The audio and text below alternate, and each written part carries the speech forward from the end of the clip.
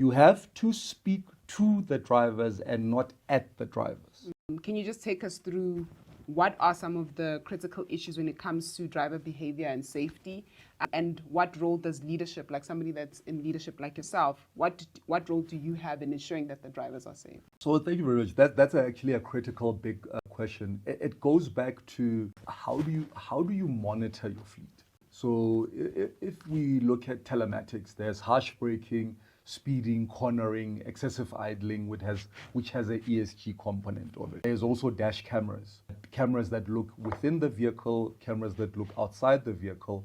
And in this data set, there is huge amounts of data. Where we sometimes fail as fleet managers is that we don't convert that data into insights. So it goes back to what I said earlier in terms of your service provider that you choose. You need to have a relationship where the data is explored and it's shown to you for you to get insight. Why is that important for driver behavior? From there, I can create a DNA of the driver. I understand from the events that are generated through these systems, what is the gaps that each and every individual driver has in their driving pattern, and what interventions. And one of the pillars I actually forgot to mention is training.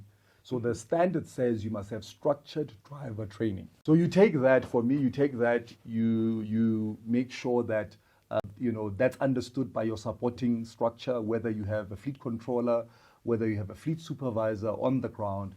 And the vision, which is fundamental, needs to be clear. I've seen where the vision is not clear, where the drivers think, why are you putting a camera in my truck? You want to monitor me. You're invading my privacy. What is this? And it goes back to change management. But if they understand the why and you bring this up to them, your insurance claims, your crashes, everything gets sorted out. But fundamentally, you have to, as then the leader, and this is a phrase I've quoted that we just created in engaging with the drivers.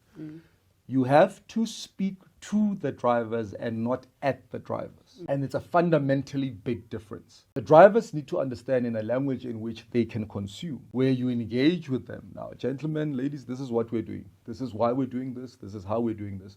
And then when we see gaps in your driving, going back to the driver DNA, we will train you accordingly because we want to coach you, not discipline you.